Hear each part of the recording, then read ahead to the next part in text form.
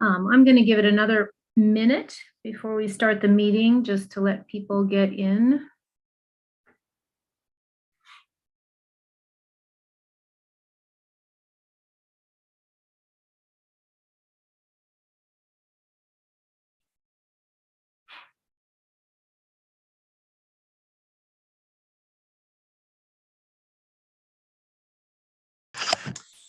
And Gwen, we're ready on the backside whenever you're ready to start. Thank you. And it looks like I think we've got a quorum now, so I'm going to go ahead and get started.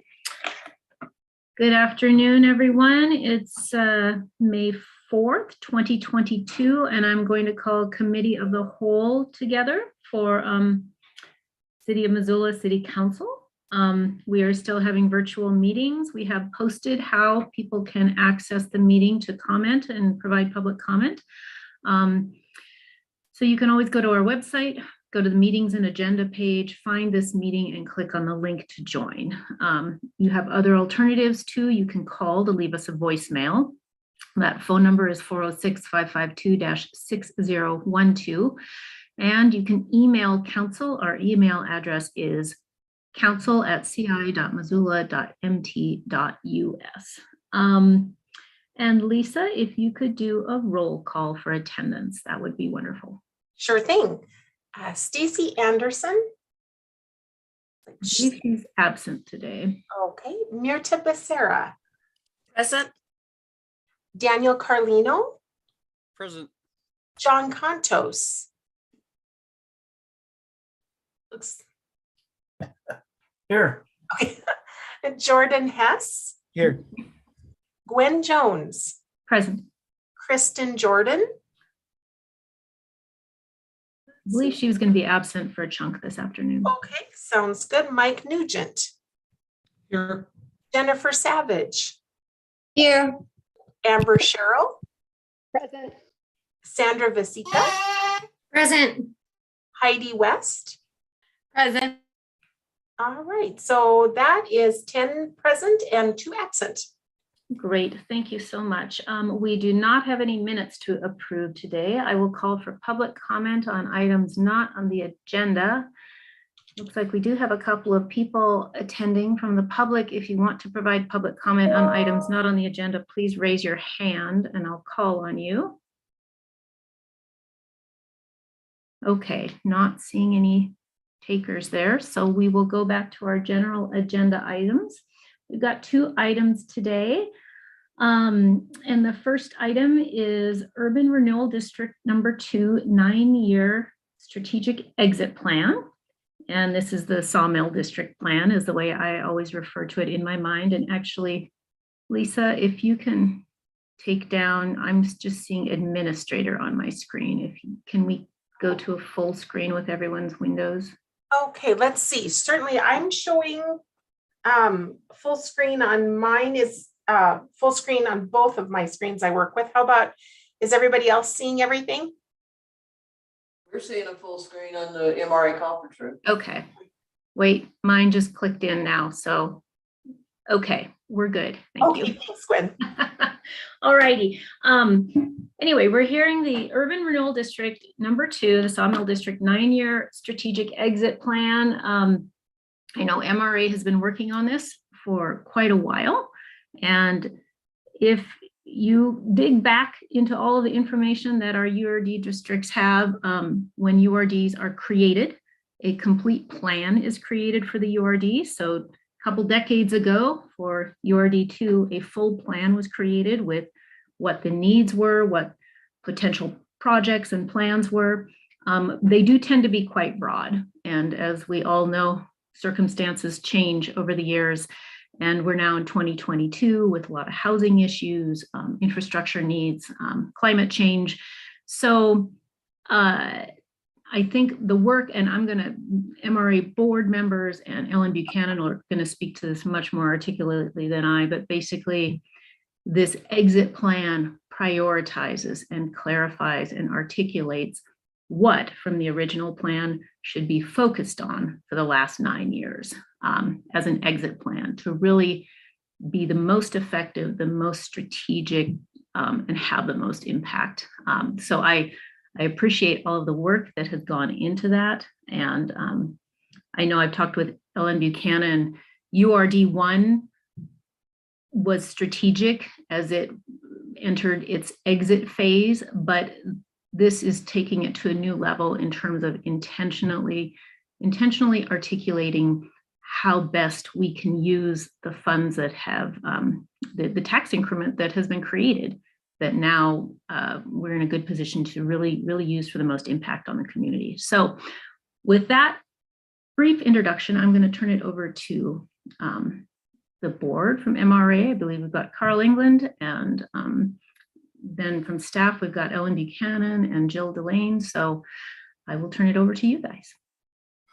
Well, thank you. I'm Carl England. I'm the chair of the MRA board. And as Gwen said, we're here to tell you a little bit about the strategic plan to end Urban Renewal District 2.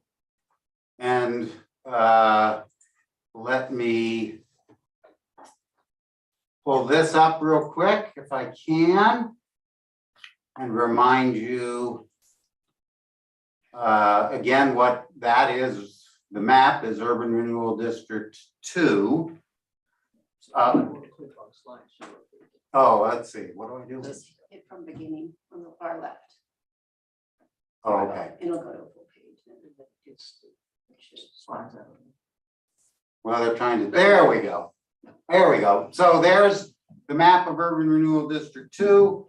Under state law, urban renewal districts must come to an end at the later of 15 years from their beginning or the end of a bond issued during that 15-year period. So District 2 ends in 2031. And so our job from the board and from the staff was to plan for the ending so we leave the district in good shape so it can continue to develop and redevelop. And we did so over a long period of time in cooperation with council leadership, the mayor and his staff. Before I tell you about the plan a little bit, I wanted to talk about the job of the MRA board and staff. The board provides citizen oversight over a very highly functioning, highly professional staff. And the board's job is to ensure that urban renewal funds are spent wisely and appropriately, first in accordance with state law. And state law says that urban renewal funds can be used for publicly owned projects, public buildings, streets, alleys, parks, etc. It can be used to eliminate blight, and it can be used for the public aspects of private development. In other words, sidewalks, curbs, and gutters associated with private development. And state law requires that to the greatest extent feasible, the boards like MRA must afford, quote, maximum opportunity to the rehabilitation or redevelopment of urban renewal areas by private enterprise. So, so the board provides citizen oversight to ensure that the work of the MRA meets those requirements of state law, but that it also meets the requirements of city policies and procedures. And so the MRA staff, with oversight from the board, administers an urban renewal district, while the city elected officials, the city council, make the foundational decisions upon which we have to work in terms of doing that administration. So the city council decides whether to study an area to determine if it meets the criteria for the creation of an urban renewal district, whether the area studied suffers from quote unquote blight, as that term is defined in state law. And city council did that for District 2 in 1990. And if that study comes back and says that there is blight and the area does qualify for being placed in an urban renewal district, then it's the city council that decides whether to create the district, and if so, on the boundaries of the district. And the city council in 1991 did that and created District Number 2. As Gwen said, after a district is created, there must be a plan for the district. And council adopts, has the final say on the plan for the district and any changes in that plan. And the District 2 plan was first enacted in 1991, and it's been amended by council several times. And then, of course, I think, as you know, certain projects within a district require bonding. Only the city council can issue bonds, and council has voted to issue multiple bonds for work in District 2. The city council and only the city council can decide whether to buy and sell property, even if MRA funds are used within a district.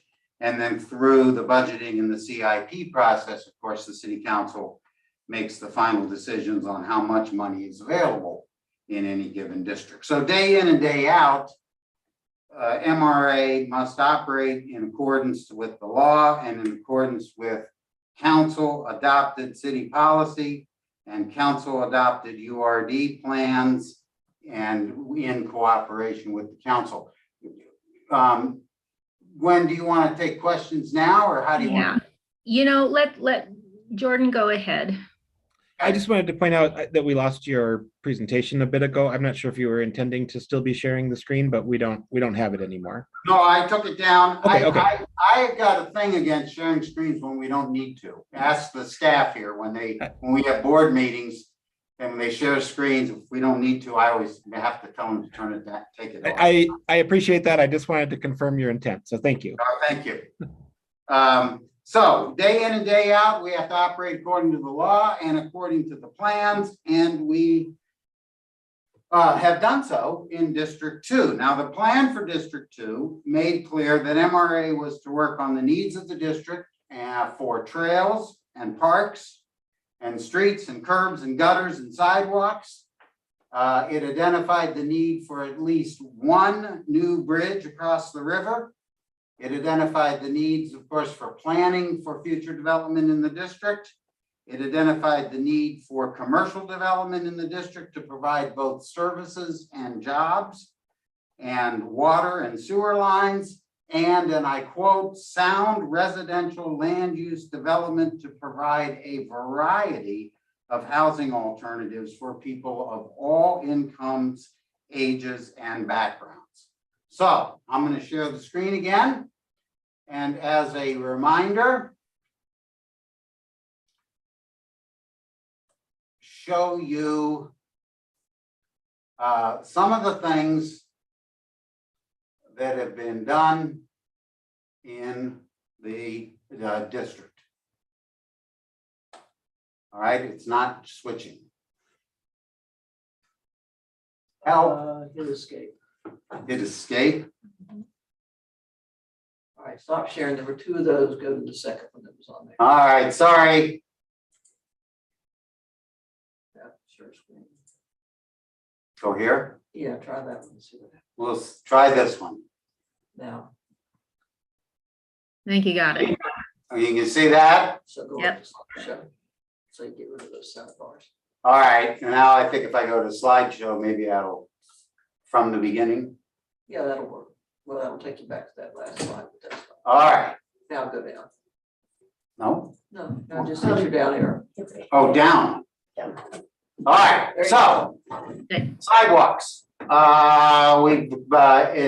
this is actually an interesting story. In 2009, after the recession, there was nothing being done in the district, and we looked at the needs of the district and committed to build the missing sidewalks within the district. And since then, we've built 4.7 miles of new sidewalks in the district at a cost of approximately $4 million on this sidewalk program alone. And you can see here pictures of some of the sidewalks. They look like sidewalks, don't they? And if I could interject, this does not include any of the sidewalks that we have funded that are in conjunction with projects. So for instance, when we built Wyoming Street, we obviously built sidewalks along there That's not in that 4.7 mile number. That was part of a complete streets project. And I also would remind you that at this time, I know the council's had a lot of debate about this recently, but at this time, the way new sidewalks were built was that the city would come in and identify an area and then charge the landowners for the sidewalks. And so these were neighborhoods where that just could not have occurred. So sidewalks, new streets, 4,115 feet of new streets in the district, including Wyoming Street, which was long needed. Yep. Ellen, anything on that? New parks, 15 acres of new parks constructed, 3.7 million invested. The big one, of course, is Silver Park. Silver Park was, that area was specifically identified in the plan as an area that needed a park. And at that point, it was a pipe dream. There was no access, there was no interest, there was no, on the part of the owner of the property. I mean, it was listed in the plan as something that maybe in the best of, if everything fell into place, might conceivably happen, and it did. And it wasn't even in the city limits when the district was created. 2.8 miles of new trails, the Milwaukee Trail and California Street Bridge, that's a trail, but as I said, California Street Bridge was something that was in the identified in the original plan. Affordable housing, we've helped with the construction of 277 new permanently affordable housing units. So Carl, if you go up to the top of all the boxes, you can minimize that so you can actually see the. I can do that, or Yeah, you can keep going over there, hit that one. Okay, Ellen's trying to teach me some technology here, which is Just hit that bar. the blind leading the So blind. now you can see the project. There we go. There's some public buildings, the elections office and the police station are a couple of them. Social service delivery projects. These are, for the most part, nonprofits that have been, whose projects were funded or helped to be funded by MRA, the youth homes, YMCA, Garden City Harvest, Secret Seconds, Food Bank, and of course the POB. We call this projects valued by the community, or things that we heard an awful lot of comments about why these were needed, and that's the Currents and the baseball stadium and street trees project and bus stops. And then the private projects, which contribute. Without the investment in private projects in the district, there's no tax increment. So these are what pay for the public projects. And these are some examples of residential projects in which we've been involved, and some office buildings, and some manufacturing. I questioned when we were going through this slideshow yesterday whether you could call Bayern manufacturing, and Ellen reminded me that they were manufacturing beer, so I guess that counts. Hospitality industry, creating jobs and economic development. I always point out Western Cider because when they came in here, that building, that area, it was inconceivable that you could have a viable business there. Yeah. And they've done it. And then finally, some retail.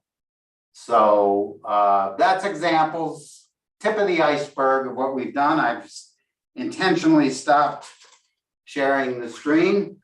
And so now let's talk about the plan for ending the district. We actually started on a plan for ending the district pre-COVID.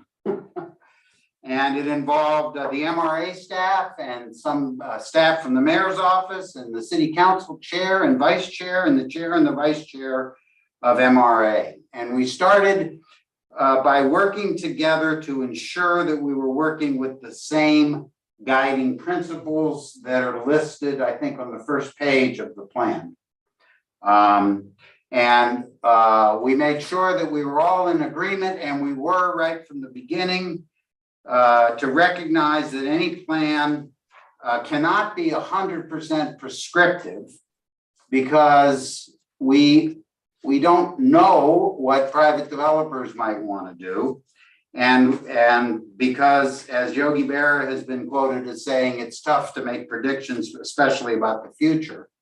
But the plan does recognize that the emphasis of our work should be on housing, infrastructure, parks and trails, public and community services, maintaining and increasing the essential tax base, all within the context of ensuring equity and equal opportunity. And reiterating that all of our work must comply with the plan for the district, the city's strategic and growth plans, and its housing plan. And so to MRA, really, what that boils down to is the elimination of blight and, broadly speaking, the construction or the help with infrastructure. Infrastructure that is either needed to maintain or complete existing public facilities, or infrastructure that will facilitate the construction or redevelopment of housing. And the specifics, when you look at that, get identified in what's Exhibit B to the,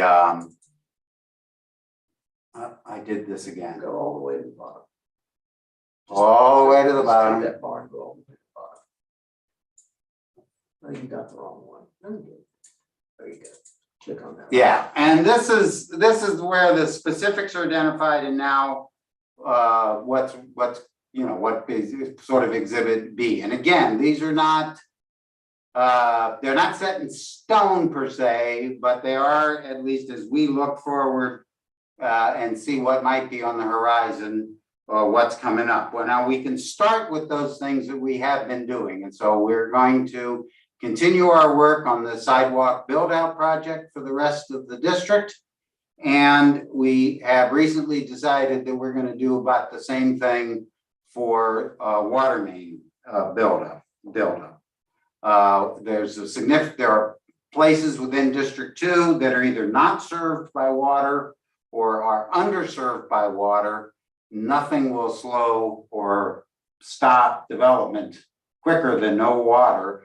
And this water main build out is something we've talked about for years. It's much more easy to coordinate that now that the city owns the water company. So then when we go to other projects that are on the horizon, we've identified the following. First of all, the Bitterroot Railroad Bridge. This was, again, the original plan talked about the need for pedestrian access across the river. This is a bridge that was been used for that for years until the railroad put an end to it. It will provide an important connection between all the work that's done on Silver Park and the Sawmill District and the West Side. It's again, kind of a pipe dream, because it was always, we were never able to really work with the railroad in terms of doing this, but we now have some indication from the railroad that they're interested in working with us on this, right? Yeah, I think what's really changed is that through a lot of discussions with MRL, we're now looking at how this can be basically a shared facility. They may run trains down it. We may have bikes and peds on it. We're currently going out with an RFP for feasibility and preliminary design and cost estimation to see if we can make this work as a shared facility. And if so, it certainly is a priority.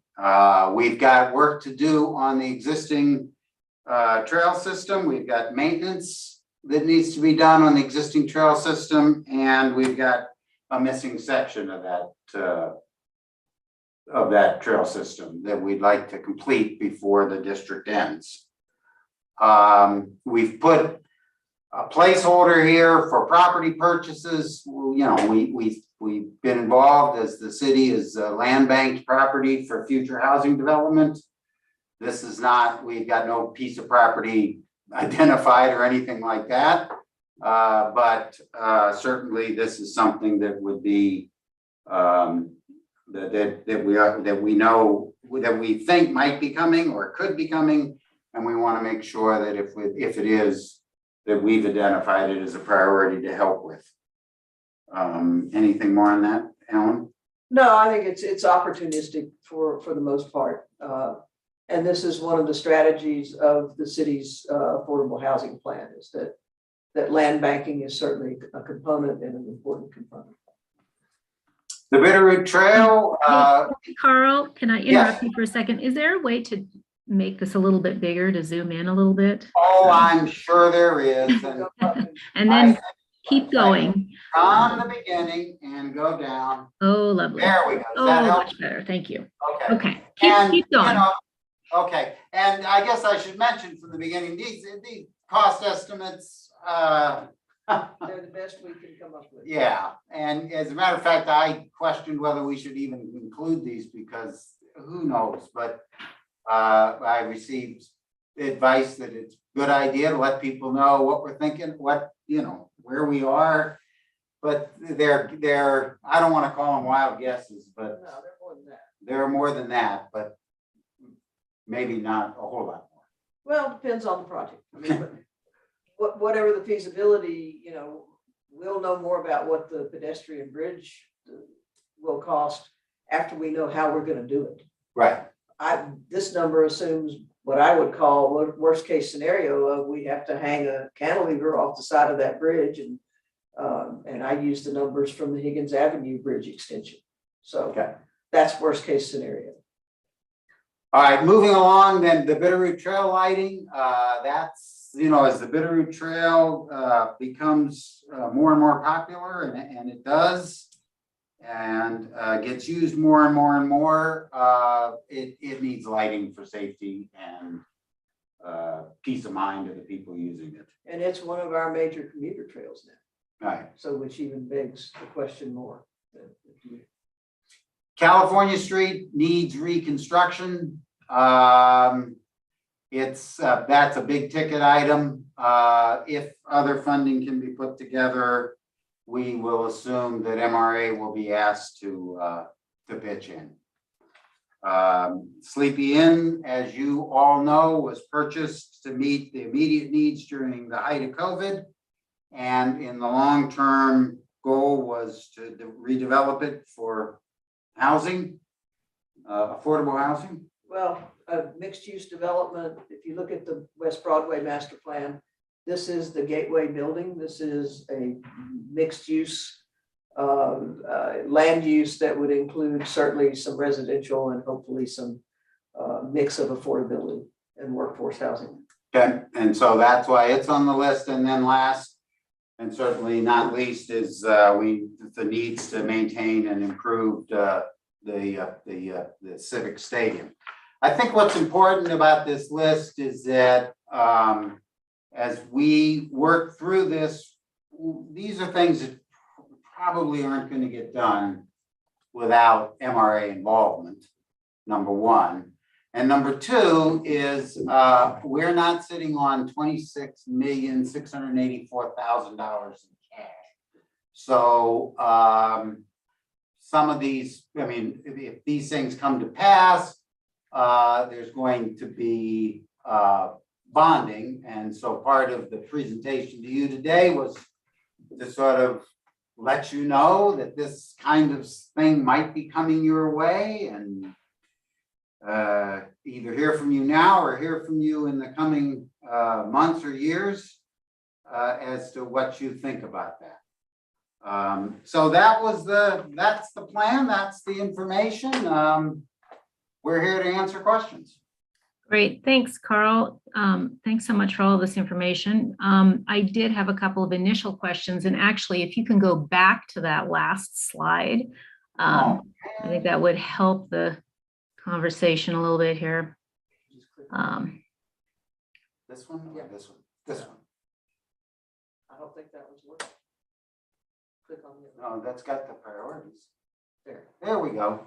Perfect. So what I wanted to just point out is lenses met, and then there are letters there.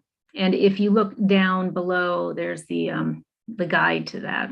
Lenses, H for housing, I for infrastructure, service gap, private investment, et cetera, equity. So first of all, I just want to make sure everyone sees that, because I think that it shows a lot of the work that went into analyzing what the priorities should be. And Carl and Ellen, if you could speak a little bit to climate change. So we don't really have a C for climate change in there, but I know that that is actually a constant thread through most of this, if not all. Could you speak a little bit to how you're meeting some of our climate goals, or going in that direction? I mean, I see a lot of things as I look at this list, but I'd love to have you speak to it a little bit. Well, I think the way we chose to deal with that is that all of these goals contribute to preventing, improving, eliminating climate change. So it seemed a little bit redundant to put a C on every one of those. What we did was we created, through this working group, a set of guiding principles. And I basically, to try to simplify this and have some filter to look at these projects, assigned a letter, if you will, to each one of those. But, you know, with the understanding that climate change permeates all of these.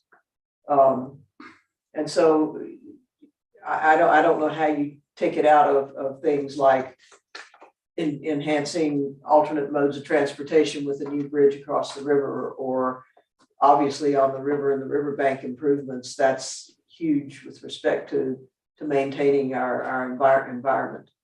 The trail lighting, once again, encouraging alternate uses of transportation, property purchases, controlling how those properties develop in a way that houses people sustainably and contributes to the general sustainability of the community. So we chose not to call that out as a separate thing, but to understand that that's a lens that every project is looked at through. Great, thanks. I appreciate that. I just wanted it articulated. And the one other topic I just wanted to hit before going to questions from other counselors is just a little bit of education on the fact that the Sawmill District is now being developed, but it wasn't just a field sitting there before. It was a brown field, and it took a huge amount of work to even get it to the point of being developed. And but for MRA, I don't think we would be in the position that we are today. So could you speak a little bit to that? I'm sure there were brownfield loans. I'm sure there were all sorts of tools used, but the bottom line is it was a heavy lift to even get that horse up to the gate, so to speak. So could you just give a little background on that? Well, let me do it generally, and then Eleanor can do the specifics. But everything was wrong with that property except location. The title was bad. There was a cleanup necessary. The access was bad. The access was non-existent, right? It was marginally. Marginally non. Well, the access existed through trespassing, and it had no infrastructure. So if ever there's an example that in real estate it's location, that's a piece of property, because everything else about that property was a con, right? And then in terms of the tools that were used to correct those problems, there was brownfield loans. There were brownfield loans, there were brownfield grants, there's tax increment bond proceeds, there's access that was bought. Yeah, We had to rebuild the railroad bridge. the trestle, we've had to put in water mains. Right. And of course sidewalks, curbs, gutters, the street. And in exchange for that, we were given 14 Plus acres. Yeah. plus acres that, that is the Silver Park. And what needs to be pointed out is that that east-west connection between Orange Street and Russell Street has been on Missoula's wish list and in our transportation plans for decades. So we finally had the opportunity to do that. So, you know, there should be no misconceptions about the basis of the construction of Wyoming Street and the rebuilding of the trestle. This city needed that connectivity regardless of the redevelopment of that property. Great. Thanks. I just like having that background. I think it's really, really important. It was an industrial site. We had a sawmill in that location and it was toxic and industrial. So huge heavy lift to get it to this point. Okay, I'm going to go to questions, and I didn't mean to divert us from the 9-year exit plan, but back to the focus of that. So Mike. Should we stop sharing the screen? Yeah, thank you. Thank you, Madam President. I have two different questions. First, on the $26 million number and the bonding, because there's not enough revenue. Can you explain to me, assuming I know nothing about TIF financing or how the urban renewal districts work, how the bonding will be paid for if there's not enough revenue? Am I misunderstanding the statement, or is that coming out of somewhere else? So we have a couple of things going on in a tax increment district. We have funds that have been obligated for specific projects. We have funds that have been obligated for debt service, which is a long-term obligation. The ones for specific projects are a short-term obligation that might span 2 fiscal years, depending on how long it takes to get that approved project done. And then we have cash that's unobligated. So this list that you saw that resulted in the $26 million, some of those projects would be paid for out of cash because of the amount of revenue that we have coming into the district every year. But these larger ones, we know will have to be bonded. And I think there's a note in that spreadsheet that indicates that we think they have to be bonded probably by 2023, FY23. Because every year that ticks off, we've got a shorter term. And anybody that's borrowed money for any reason understands the implications of that. So that would give us 9 years of bonding capacity.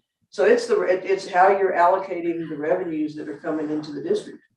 You can either allocate them to debt service, which gets the big projects built, or you can let them build up cash in the districts and do a whole series of smaller projects that are less impactful. So that we've had our financial advisors run our bonding capacity for the various urban renewal districts. And we know based on FY22 revenues, what our bonding capacities are today. But what you're saying is you'd want to bond for bonds that would be paid off by the revenue in the life of the district, in the remaining. Absolutely. They have to be, Okay. yes. Yeah. We just don't Second have, question. we don't have that much cash in the bank right now. Yeah, no, I understand that, but I honestly don't think it's as clear as you might think it is. Right. Thank you for the clarification. The second question, Ellen, I know that the state legislature added the ability to look at workforce housing, which maybe wasn't previously there. Can you talk about that a little bit? I know that diverts us a little bit from the exit plan as well, but. I'll try.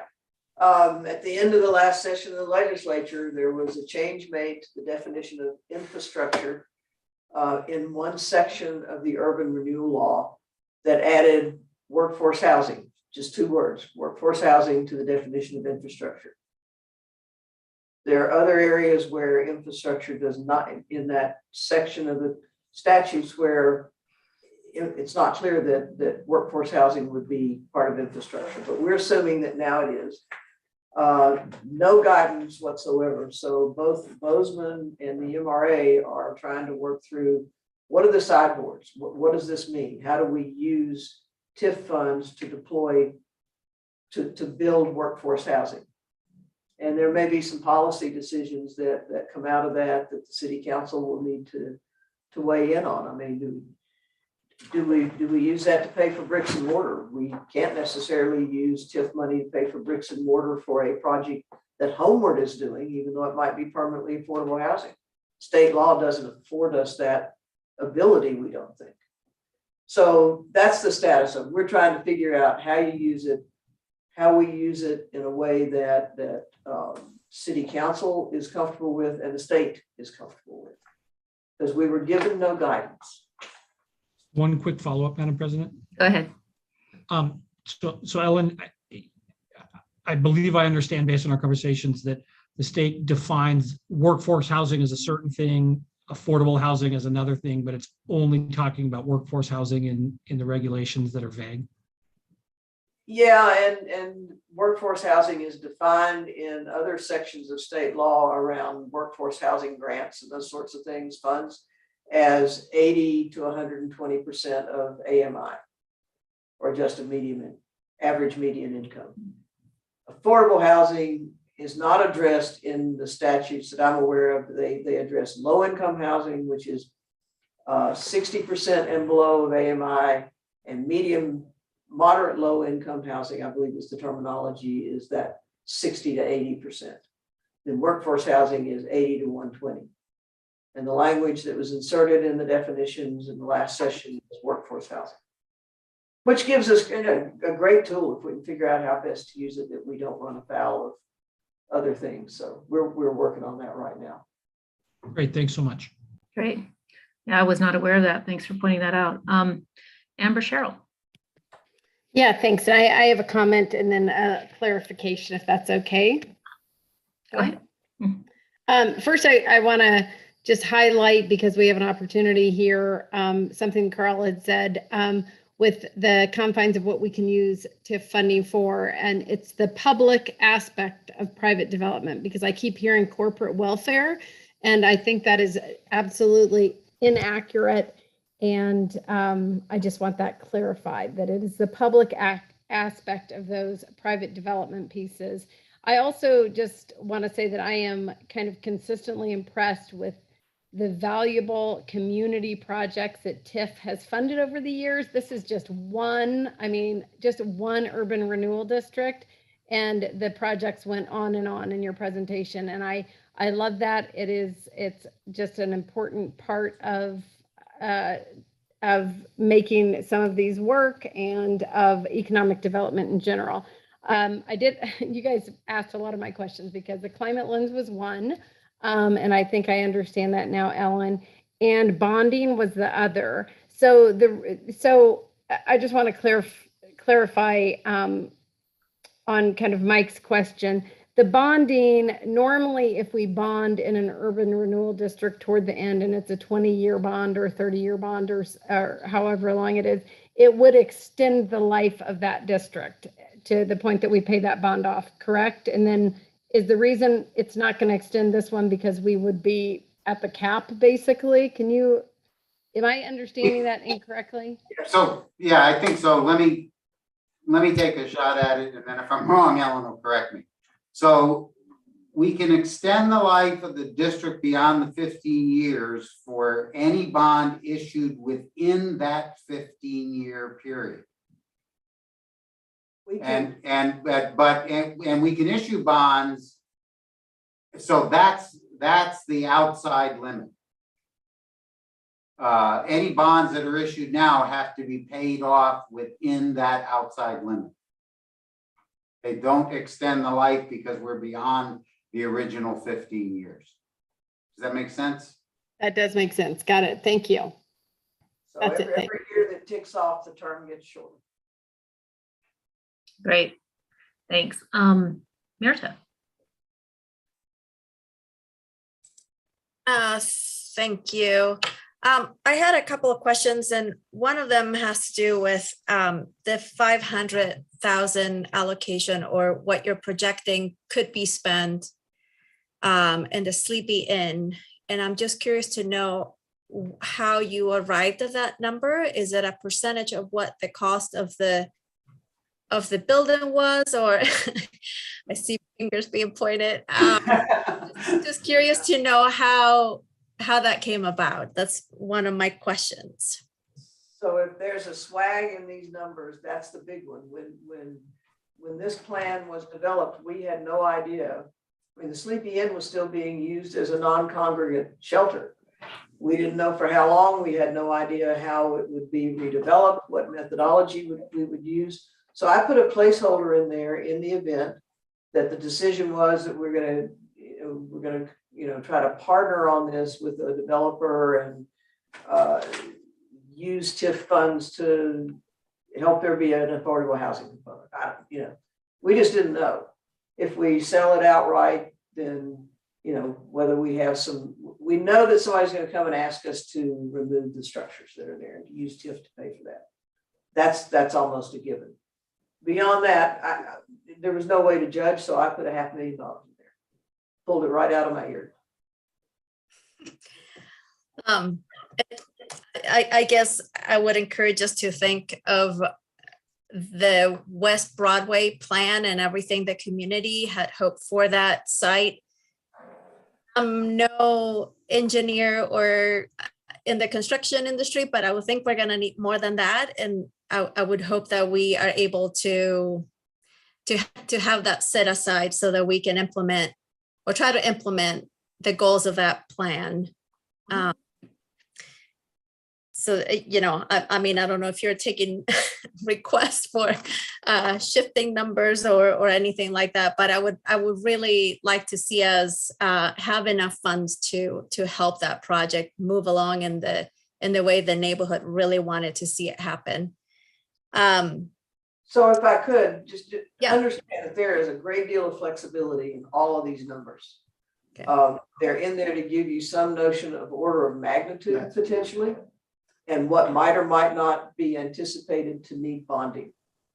And so don't look at those as absolutes or maximums by any stretch. Coupled with the fact that these numbers don't take into consideration that tax revenues in that district should increase over what's left of the life of the district. All the numbers I've run have kept it stagnant. And we know that's not happening in Missoula. Yeah. And just quick follow-up.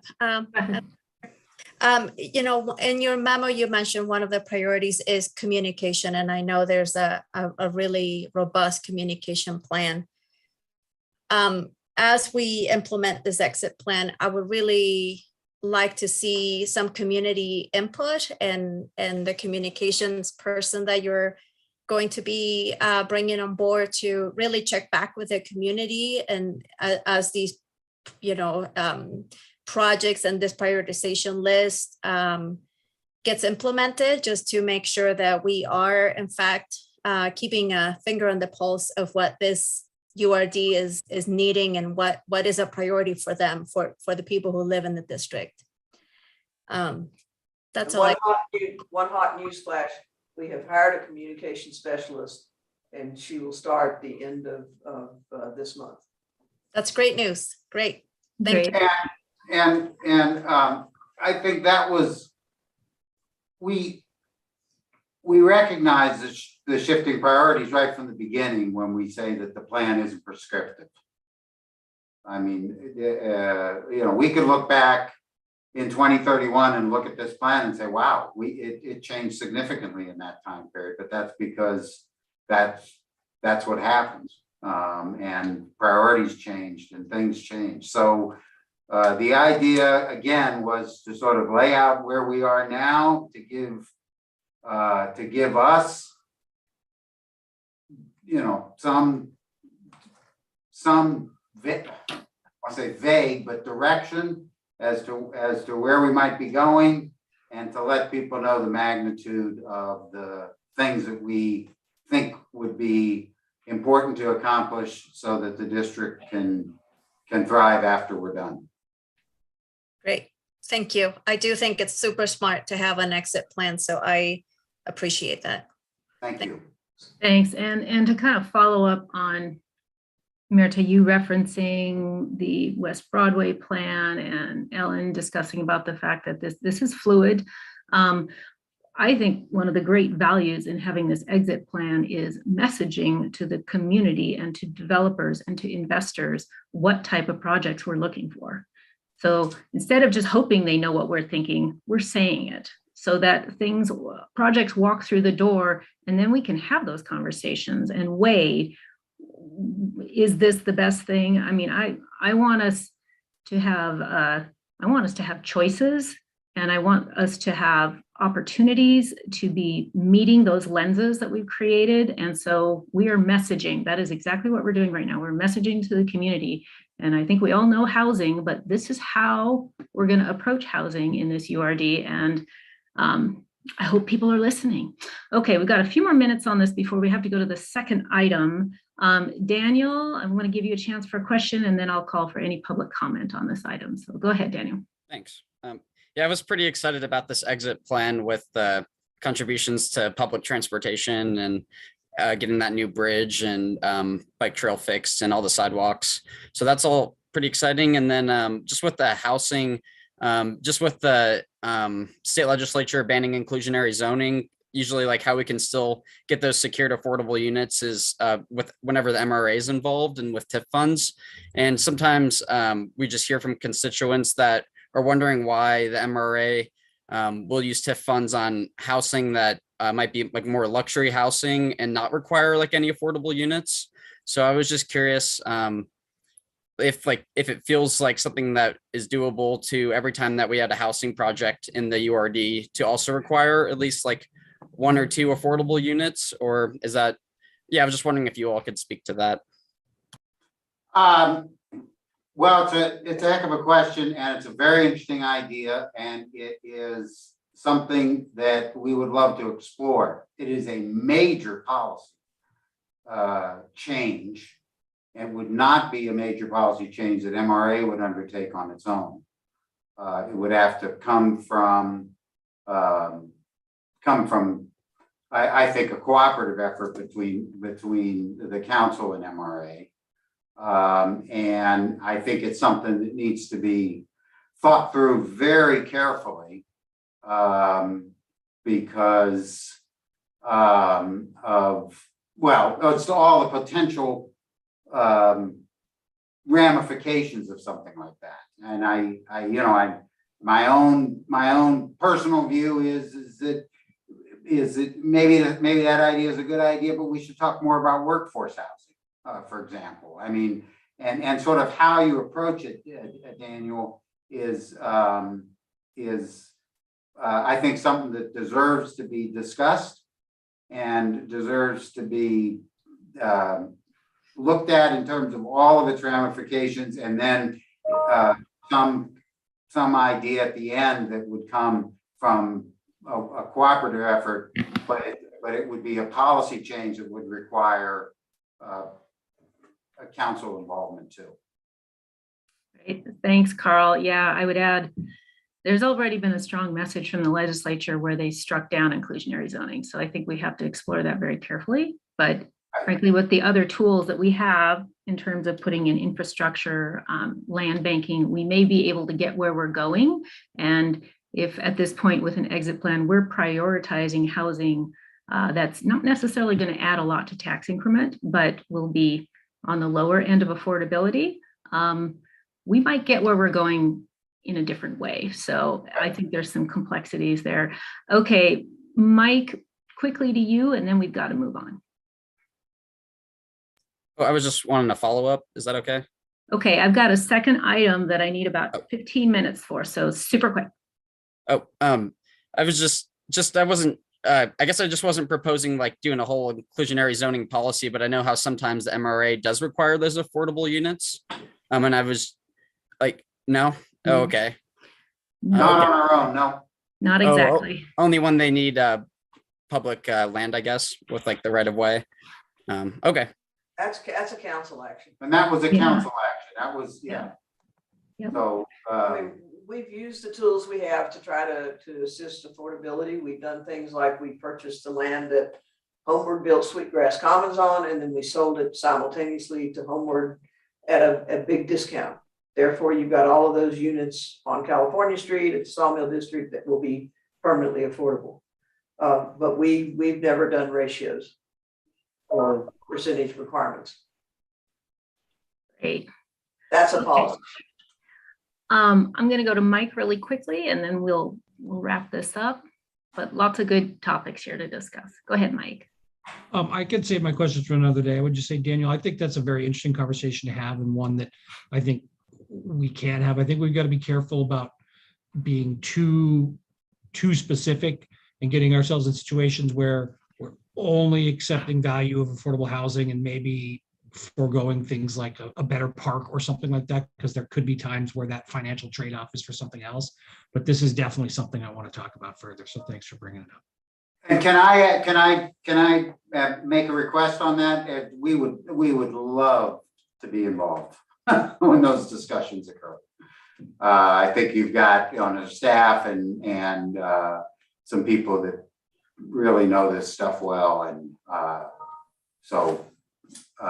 I mean, the idea, kind of like what we did here, where we put together a group of people to work on it that includes MRA staff and board, would be something that we'd welcome the opportunity to participate in. And we're beginning those internal discussions. I mean, this is fraught with unintended consequences if you don't think it through very, very carefully. And legal problems. And since the other item you have is an MRA one, I'm going to shut up. Right. All right. Yeah, And take action on, I think, right? Yeah, it's time to- great. Thanks for a great presentation today. Well, thank you for hearing us.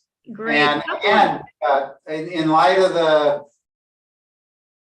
ever-moving target, anytime anybody wants to come and talk to us, the door is always open. Okay, thanks. First of all, just a little messaging to council. I realize we had a little glitch. We have budget and financing scheduled as starting at 2:15. Unfortunately, it's 2:12 right now, and we need to finish this meeting up because this was supposed to go till 2:30. I have Lisa, the clerk, is clerking both of these meetings, so we will have a quick changeover. But I'm going to first call for public comment on this item and then quickly go to the second MRA item, and then we'll close down this meeting and adjourn it and go into our BCAL meeting next. Okay, so we are flexible because we just got through a pandemic. So I'm going to call for public comment on this item. If anyone is in the public that wants to speak, providing public comment, please raise your hands. I'm not seeing that. So we're going, thank you, Ellen and Carl, so much.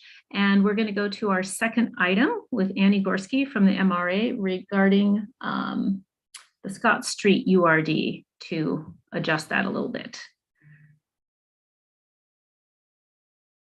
Hi, Annie. We can't hear you. There you go. Just looking for my cursor to unmute. Good afternoon. My name is Annie Gorski. I'm the Deputy Director, the Missoula Redevelopment Agency. The agenda item before you this afternoon is a proposed amendment to the North Reserve Scott Street Urban Renewal District Plan. Specifically, if approved, the plan amendment would modify the boundary of the Urban Renewal District by adding 3 parcels on Grant Creek Road that were recently annexed into the city.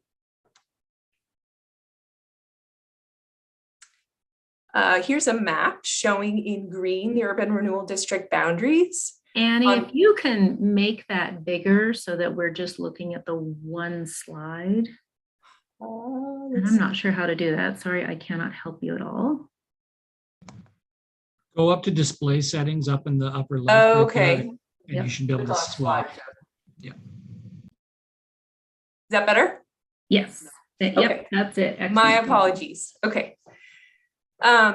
There's a map here in front of you showing the Urban Renewal District boundaries for North Reserve Scott Street in green.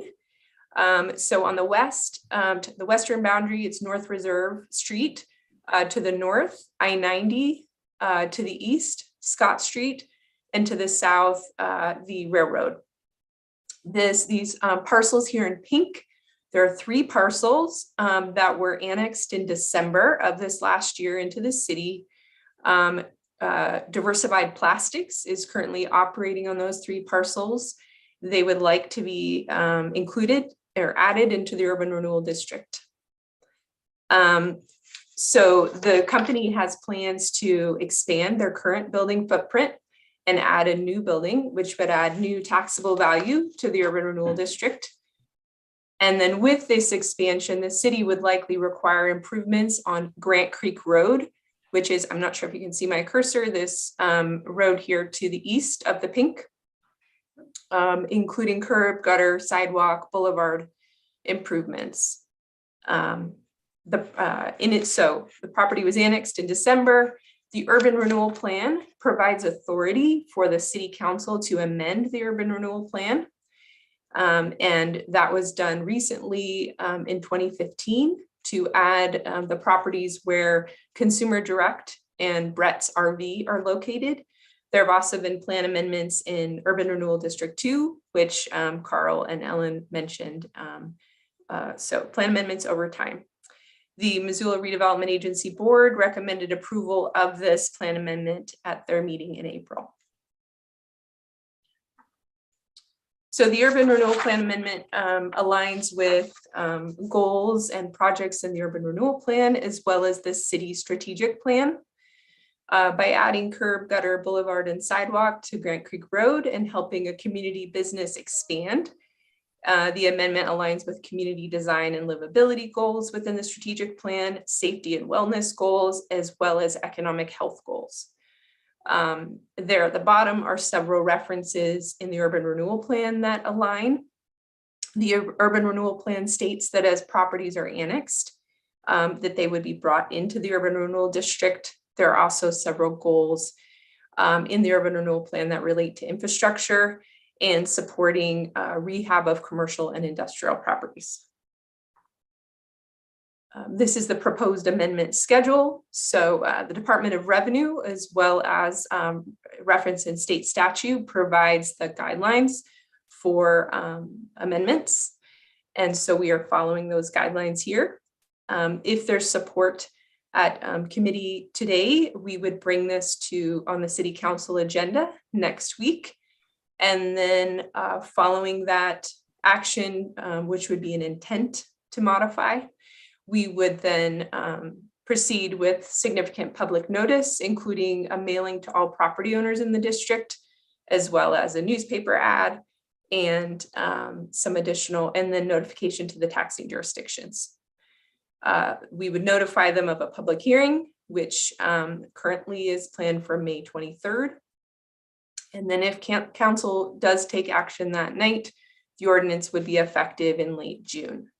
We would then submit that full package to Department of Revenue. And again, if approved, the property tax value or portion of the property tax that would flow to the urban renewal district would likely be available in 2024. So I'm going to pause there. And my last slide is a recommended motion for you today. I'm going to pause there just to give Julie Lacey from Missoula Economic Partnership just a minute to speak about how this amendment aligns with some of the work that MEP is doing. So I will stop sharing my screen. Julie? Thank you. Thanks, Annie. Yeah, I'll be really brief. I know you guys are under a time crunch. I would just like to add a few comments that MEP is in support of MRA's expansion and inclusion of diversified plastics into the district. We've worked closely with diversified plastics throughout the years. They make an outstanding product and have a history of success in Missoula. Their inclusion in the district add value to the Missoula's advanced manufacturing industry, which they're a part of. It supports their business expansion and adds taxable value and increment to the district. This in turn can support efforts not only in the western edge where they are, but in the eastern portion of the district and support developments around Scott Street and other areas that include housing and job creation. Housing, as we all know, is critical to support Missoula's workforce and our business retention and expansion efforts. And this aligns with our goals as an organization, our recently adopted strategic plan and the Missoula Comprehensive Economic Development Strategy that we just completed. So thank you for the opportunity. Great, thank you. Sorry to kind of be quickly going through this. Are there any questions? Heidi? I don't have any questions. I was just going to make the motion. Thank you. And speak to it briefly, if that's okay. I know, I think this makes perfect sense. The North Reserve Scott Street URD has this strange donut hole of county land in the center of it. And as we're annexing properties, I think it makes perfect sense to also include them into this master plan. And I just want to add that the Grant Creek improvements are desperately needed. So I'm really looking forward to those being built out. Great, thank you. Sandra? Thanks. Sorry, it's really bright behind me. So just to clarify, the only properties that we're bringing into this district is the Diversified Plastics, who wants to be in it. We're not taking in anybody else that does not want to be. Oh, well, all right, if they want it, That's then I correct. guess I'll be in support of it. Yeah, and my understanding is it was always contemplated they would be brought in, but sometimes there's a bit of a checkerboard with annexations, and this was left in the county for a period of time. There's a history there. This is a cleanup in my mind. So, okay, we have a thank you. We have a motion on the floor. I will call for public comment. If anyone wants to give public comment, please raise your hand. Seeing no raised hands, we will have a roll call vote. All right.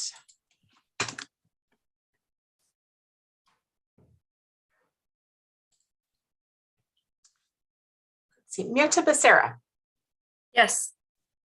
Daniel Carlino, Yes. John Contos, Yes. Jordan Hess, Yes. Gwen Jones, Yes. Mike Nugent, Yes. Jennifer Savage, Yes. Amber Sherrill, Yes. Sandra Vasica, Yes. and Heidi West. Yes.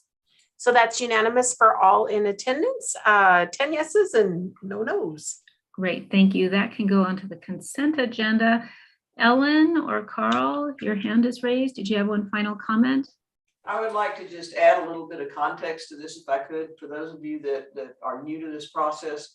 When we did the study of blight for this urban renewal district, we did everything from Reserve Street to Scott Street and basically Broadway to the interstate. Understanding that there were big areas in there that were not in the city limits yet and could not be part of the urban renewal district.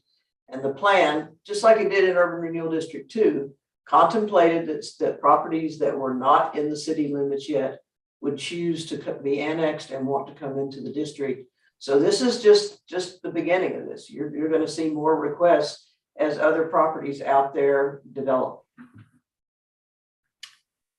Great, thank you for that background. I appreciate it. It's always complicated with the annexations and how they roll out. Okay, we are, Sandra, did you have one follow-up? Yeah, just really quick to follow up. If it's possible, could I see like the correspondence of where Diversified Plastics asked to be admitted, or if it was a phone call or anything, I would just follow up with the MRI with that. Sure, I believe it was part of the annexation conversation, but Okay. go ahead, Ellen. So they applied to be annexed to the city, and they are in the process of applying for urban renewal for tax increment funding, particularly for the improvements in Grant Creek Road, but they can't do that until they're in the district. Okay. Okay, thanks. Okay, great. Thank you so much, everyone. Sorry to rush that last item, but all good. I'll let everyone know we're going to go straight into BCAL. So Lisa, 5 minutes. How long does it take you to change over, do you estimate? It'll probably take 5 minutes if everything goes smoothly. So try back in 5 minutes. If not, try back in 7 or 8. All right. Try back in 5 minutes and just sit tight, and your Zoom link, it'll kick in. All right. Thank you, everyone. And we are adjourned.